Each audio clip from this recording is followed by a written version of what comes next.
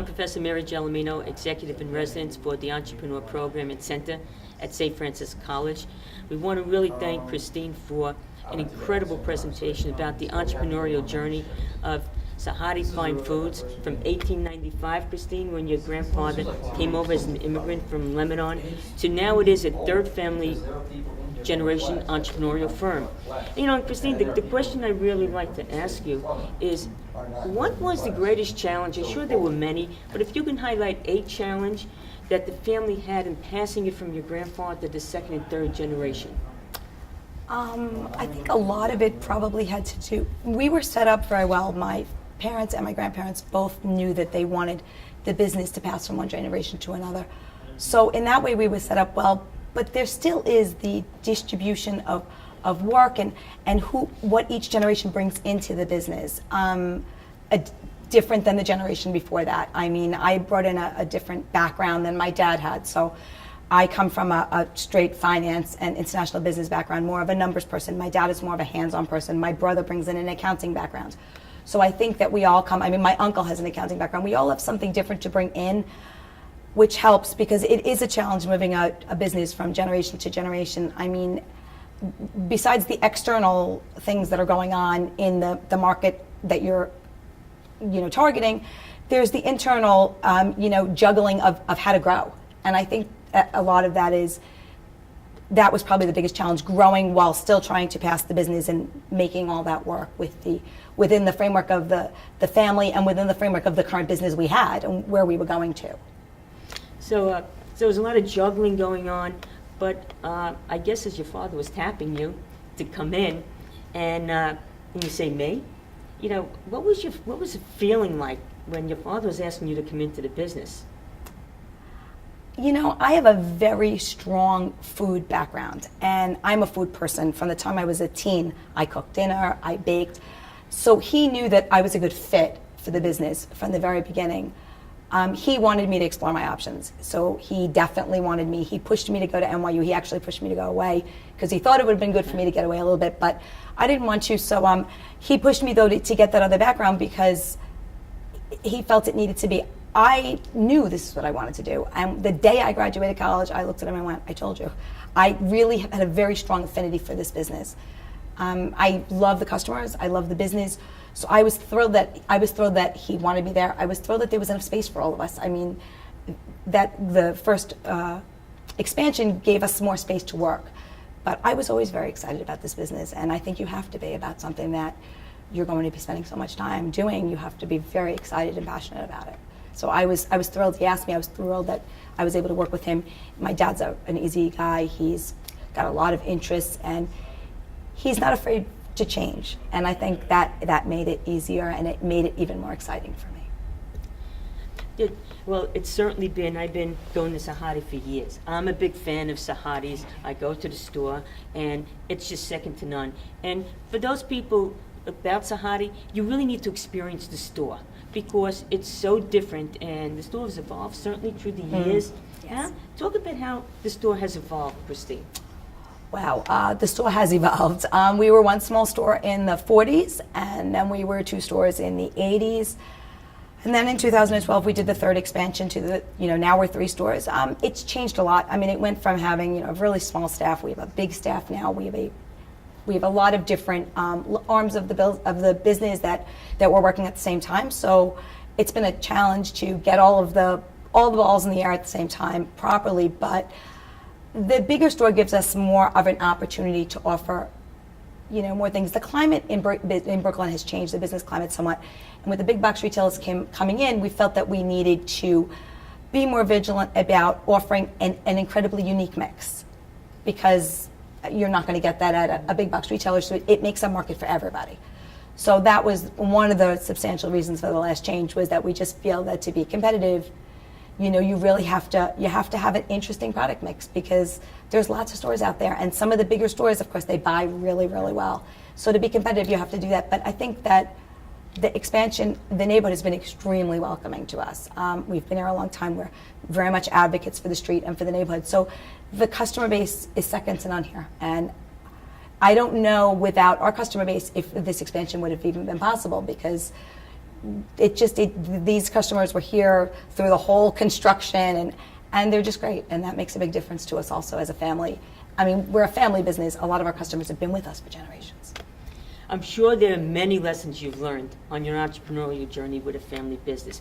And if there were like 2 things that we can leave with our entrepreneurial students who are thinking about taking this journey, what advice would you give to them? Definitely the number one thing is love what you do. Choose something that you're passionate about, that you are going to be excited to wake up and do every day for the next however long you intend to have this business. I mean, when you open a business, especially an entrepreneurial business, you don't look to the end, you always look to the beginning. Well, you have to think about 10 years down the road, you're still going to love to do this. And as long as you can still love to do it every day, you chose the right path, because it's a big commitment. And probably the second thing is make sure that you can make that commitment. Don't go into it thinking this is just going to be easy. It's not going to be easy. It'll be fulfilling, it'll be rewarding. You can go anywhere, especially as a young person. You've got your whole a world of opportunities, but understand that there's going to be a commitment. There's no easy way to open a business and just start making money. That life's not like that, and you have to really know that you're gonna pay the price in terms of time and stuff, but the long term, the rewards can be tremendous, not just financially, but also in personal satisfaction and just a sense of that you got where you wanted to go.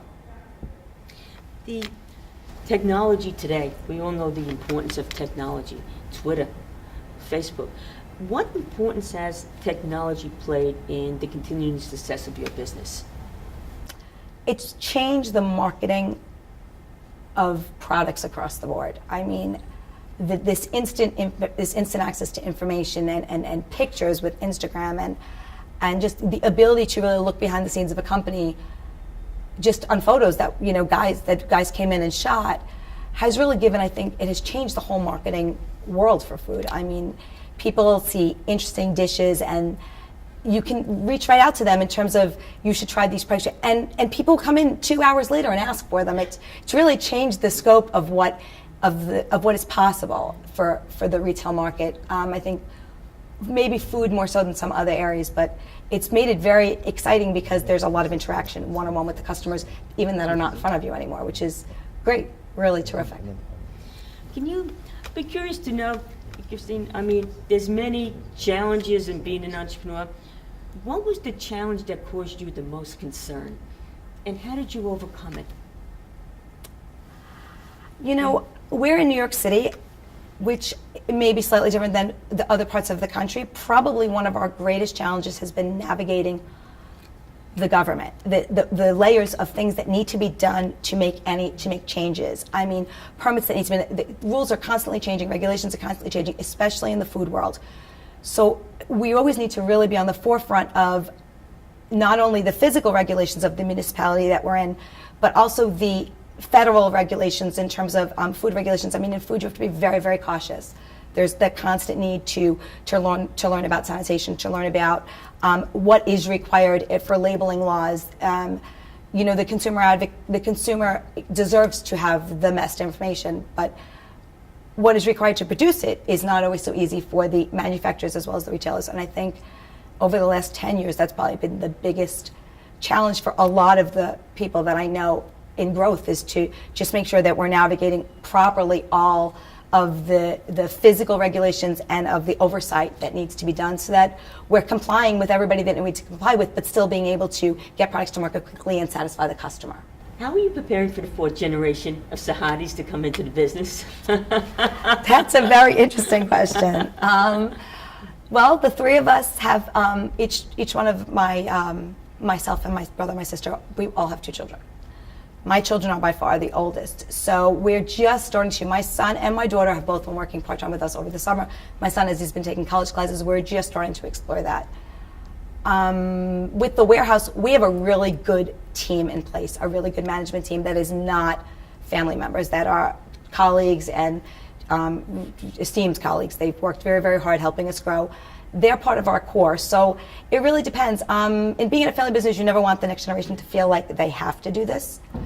All of the children know that we expect 5 years of outside work first, so that they can bring us something unique, because everybody who comes into this business has to bring something different than the person before them. It's not a birthright. When you have family business, if you want to sustain it long term, it is very much has to be a contribution and the effort of a group of people.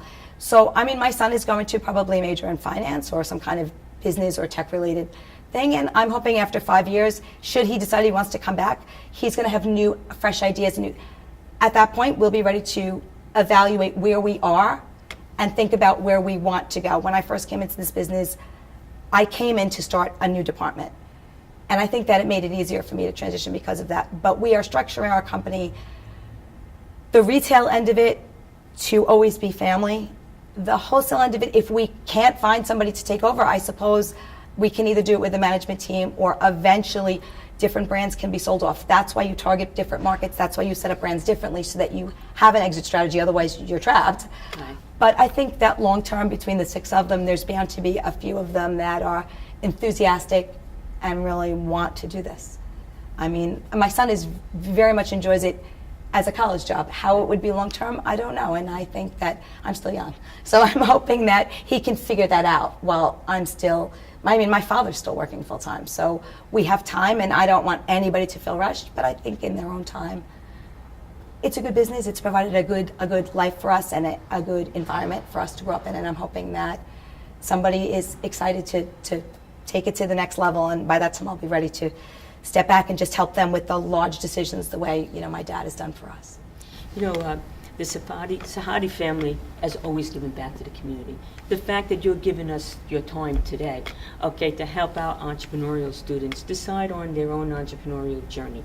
And it's been since the beginning, 1895. You know, how important do you feel that is in developing a business for entrepreneurs today? Tremendous. I mean, it's just tremendous. Being a part of the community, it's part of who you are. It's very much a part of who my father is. He's like the mayor of Atlantic Avenue. Very much a part of who he is. We contribute to local organizations. We contribute to church organizations. We don't do any outside advertising. Very, very little. Part of the reason we don't is because our advertising budget goes to community-based organizations. We could do more advertising, and maybe we could do a little more business, but you can't buy goodwill. Mm-hmm. And you can't buy the ability to uniquely feel a part of your neighborhood. And I think that steers who we are to a certain extent. I mean, it steers who we are that my dad's out there waving hello to people, and people can just walk in and go, you know, we're doing a church thing, will you donate some food? And we can, and we do. And if I advertised on the Food Network, maybe I wouldn't be able to do that, but I also wouldn't be as a unique a part of my neighborhood. And when you're small on the scale of New York City small, you know, business like we are, you really have to participate. The neighborhood has to matter to you. What happens on your street has to matter to you, and what happens in your community has to matter to you. Otherwise, and there's very much a sense of personal satisfaction that we all get out of that. Well, on behalf of giving back to the St. Francis community, we really want to thank you for all you do for the community. And thank you for growing a great brand for Brooklyn. We certainly appreciate it. This is Brooklyn at its core. Sahadi's Brooklyn at its core. And I would encourage all of you, if you haven't been there, you're missing one experience, so please do visit Sahadi Fine Foods. Thank you. Thank you.